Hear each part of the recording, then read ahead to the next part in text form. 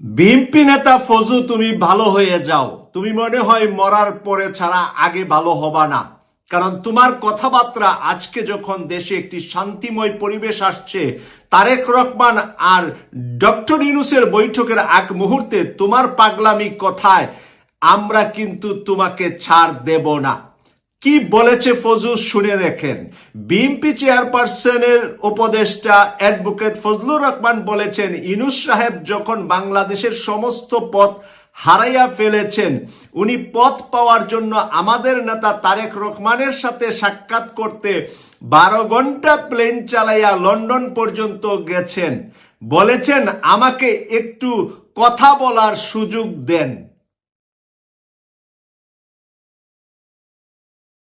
প্রিয় দর্শক, এই ফজুর কথাটা আপনাদের সামনে বাংলাদেশের একটা জাতীয় পত্রিকা থেকে তুলে ধরছি।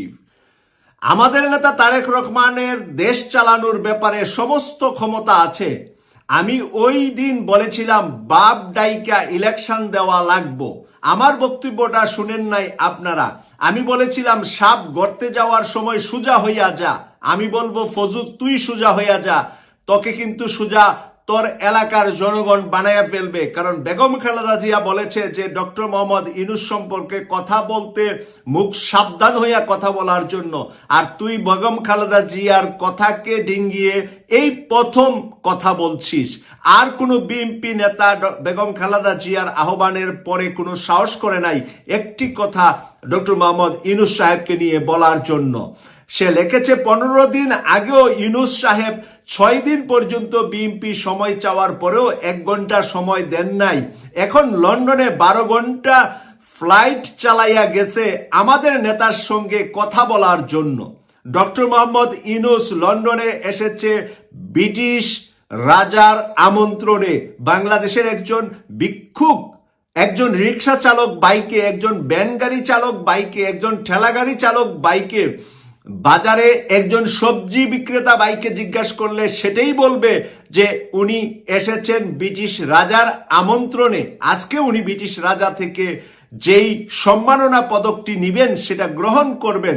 আর ফজু বলছে তার নির্বাচনী এলাকায় কিশোরগঞ্জে গিয়ে 12 ঘন্টা প্লেন চালাইয়ে লন্ডনে এসেছে তারেকের কাছে একটা পথ খুঁজে পাওয়ার জন্য, তারেকের রহমানের কাছ থেকে একটা বাঁচার জন্য ডক্টর মোহাম্মদ ইউনূস এসেছে তারেক রহমানের সাথে দেখা করতে। প্রিয় দর্শক, এই বদমাইশদেরকে কেন আপনারা এখনো নেতা মনে করেন? আপনারা যারা বিএনপি করেন, আপনাদের কাছে কি বেগম খালেদা জিয়া বড় নাকি ফজলুর রহমান বড়? যদি আপনাদের কাছে ফজলুর রহমান বড় হয় তাহলে আপনারা হইলেন ওই পারের বাচ্চা কাচ্চা, আপনারা বাংলাদেশের বাচ্চা কাচ্চা না।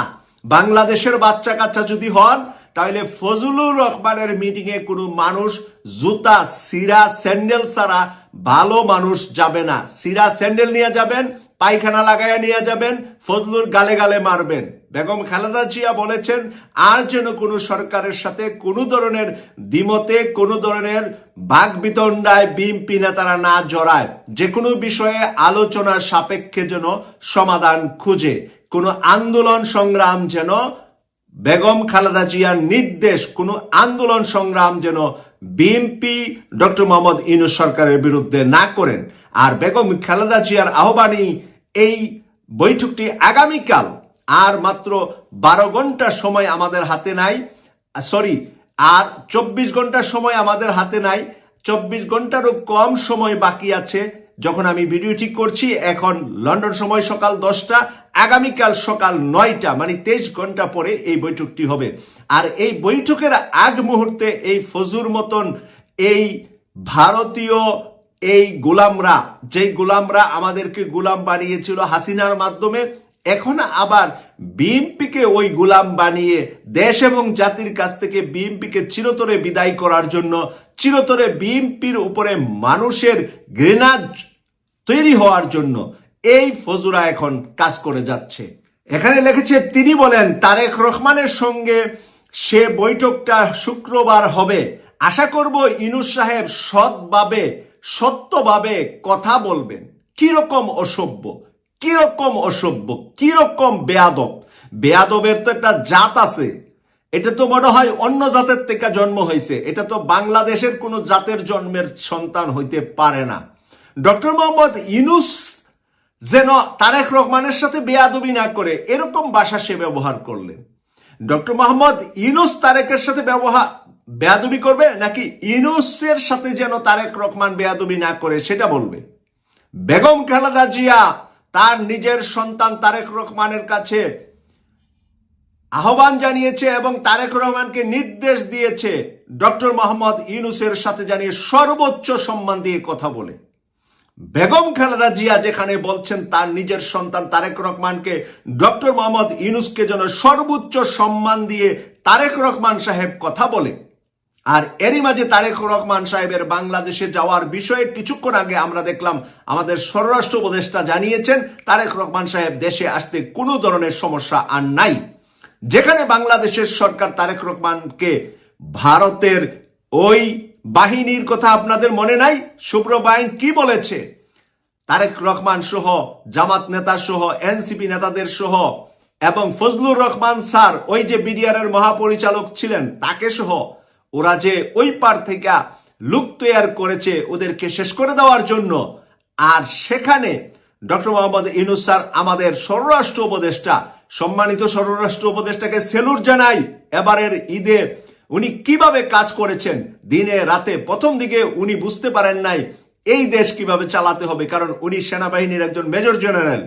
উনি সেনাবাহিনী যেরকম চালিয়েছেন ভেবেছেন সেনাবাহিনীর মতনই জনগণ চালানো ইজি, কিন্তু জনগণের ভিতরে যে চুরটা খারাপ ভালো সব আছে সেটা উনি প্রথম দিকে আমরা সমালোচনা করেছিলাম এই স্বরাষ্ট্র উপদেষ্টাকে নিয়ে।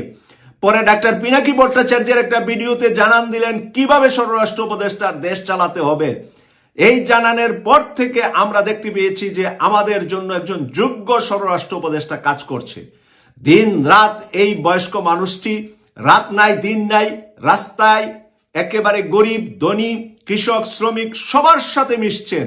একেবারে সামান্য ধরনের একটি জুতা আমরা পায়ে দেখতে পাই, একটা নর্মাল প্যান্ট একটা নর্মাল শার্ট গায়ে দিয়ে উনি যেভাবে জনতার কাজ করছেন, এই স্বরাষ্ট্র উপদেষ্টা বলছেন তারেক রহমান সাহেব দেশে আসতে কোনো সমস্যা নাই।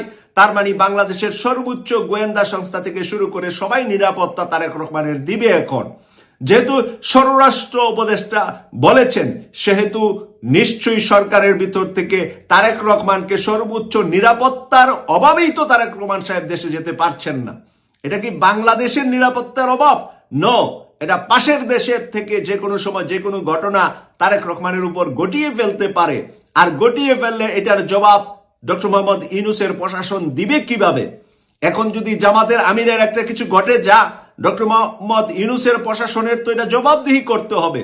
এটা তো দেশীয় নয়, তারা তো আন্তর্জাতিক নেতা। কারণ দেশের শীর্ষ দলীয় নেতা যারা থাকে তাদের নিরাপত্তা দেওয়ার দায়িত্ব দেশের প্রশাসনের সরকারের। বাংলাদেশে যে একটি খারাপ অবস্থা আমরা গত 6 মাস আগে প্রথম 6 মাসের মধ্যে সরকারের মধ্যে যে দেখতে পেয়েছিলাম, আমরা হয়তো গত 3-4 মাস যাবত আমরা দেখতে পাচ্ছি যে এখন আর ওই ছিনতাই কালোবাজারি যেখানে সেখানে যে কোনো কাজ করতে পারছে না। হ্যাঁ, দলীয়ভাবে রাজনৈতিকবিদরা করছে। আর এটা যদি বলতে হয় তাহলে বিএনপির লোকজন বিভিন্ন জায়গায় চাঁদাবাজি বা টেন্ডারবাজি এই সমস্ত নিয়ে তুলফাল করছে। আমরা আশা করছি বেগম খালেদা জিয়া হ্যান্ডেলিং করছেন। এখন কেউ এই ধরনের কাজ করার সাহস করবে না। যদি করে তাহলে উপর থেকে নিচ পর্যন্ত আপনারা নিজেরাই আটকিয়ে ফেলবেন। বেগম খালেদা জিয়ার নির্দেশ মানবেন। বেগম খালেদা জিয়া হলেন সকলের উপরে সকলের তাজ। উনি যেটা বলছেন, উনার ভিতরে যে দেশপ্রেম আছে, উনার স্বামী শহীদ হয়েছে, উনি ইয়াং বয়সে বিধবা হয়েছেন 2টি শিশু ছেলেকে নিয়ে। এই দেশের জন্য উনি অনেক কিছু দিয়েছেন, উনি আমাদের মায়ের মতো। তাই উনার নির্দেশনা আপনারা যারা বিএনপি করেন তারা 100% ফলো করবেন, আর কারো নয়। উনি যতদিন বেঁচে আছেন, উনি যতদিন কথা বলছেন, উনি উনার সন্তানকে পর্যন্ত শাসন করতে ভুল করেন না। উনি ডক্টর মোহাম্মদ ইউনূসের সাথে উনার সন্তান যেন সম্মানের সাথে ব্যবহার করে এই কথা উনি জানান দিয়েছেন, উনার ছেলেকে জানিয়ে দিয়েছেন। এবং আগামীকালের বৈঠক থেকে বাংলাদেশের একটি নতুন সূর্য উদয় হবে, এটাই আমরা প্রত্যাশা করি। আমরা প্রত্যাশা করি বিএনপি, জামাত, এনসিপি, হেফাজতে ইসলাম, চরমোনাইয়ের পীর, বাংলাদেশের যতগুলা দেশপ্রেমী দল আছে ভারতের কাছে বিক্রি হওয়াগুলা বাদ দিয়ে ভারতের কাছে বিক্রি হওয়া বেশ কয়েকটি ছোট ছোট দল আছে বিএনপির পিছনে ঘুরছে, ওই ছোটগুলাকেও বাদ দিতে হবে। কারণ বিএনপির ভিতরে শীর্ষ, গতকাল আমি আমার ভিডিওতে জানিয়েছি 6 জন রয়ের এজেন্ট আছেন, শীর্ষ নেতা 6 জন। এরপরে অন্যান্য সারিতে, মাঝারি সারিতে আরো কিছু আছে। মাঝারিগুলাকে আমরা গণনা করছি না, শীর্ষগুলার গণনা করছি, কারণ মিডিয়া কাভারেজ করে শীর্ষগুলার কথা, এবং দেশ পরিচালনায় তারেক রহমান করতে হলে এই শীর্ষ নেতাদের কথা বাদ দিতে পারে না। তারা স্থায়ী কমিটিতে বসে আছে ভারতের কাছে বিক্রি হয়ে। এই স্থায়ী কমিটির সদস্যদেরকে এত সহজ নয় বাদ দিয়ে তারেক রহমান সাহেব দেশ পরিচালনা করবে। তাই তারেক রহমান সাহেব সময় নিচ্ছে, উনি দেশে যাবেন, দেশে বসে বসে আস্তে আস্তে দলের ভিতরে যারা সৎ যোগ্য জুনিয়র হিসাবে ফালাইয়া রাখছে আপনাদেরকে 10 বছর 20 বছর, আপনারা অনেক যোগ্য, অনেক মেধাবী, লেখাপড়া করেছেন, অনেক রাষ্ট্র পরিচালনার যোগ্যতা আছে, আপনাদের পদ নাই, পদবি নাই, আপনাদেরকে ছোট ছোট পদ দিয়ে আপনাদেরকে নিষ্ক্রিয় করে রাখা হয়েছে। তাদেরকেই তারেক রহমান টেনে আনবেন তার দলকে সৌন্দর্য করার জন্য, তাদেরকেই সম্মানজনক অবস্থায় নিবেন, এবং তাদের পরামর্শেই তারেক রহমান একটি সুন্দর বিএনপি স্থায়ী কমিটি গঠন করবেন। এই প্রত্যাশা আমাদের তারেক রহমানের উপরে আছে। কিন্তু আগামীকালের বৈঠক থেকেই জানান দেওয়া যাবে বাংলাদেশ কোন দিকে যাচ্ছে। ডক্টর মোহাম্মদ ইউনূস স্যারের সাথে তারেক রহমানের বৈঠকের মাঝে কতটুকু ফলপ্রসূ হয়েছে, আর এই বৈঠক থেকেই আগামীকাল বাংলাদেশের নতুন সূর্য উদয় হবে, এই প্রত্যাশা, এই কামনা রেখে বিদায় নিলাম। আমি সৈয়দ মাসুক, লন্ডন থেকে। আল্লাহ হাফেজ।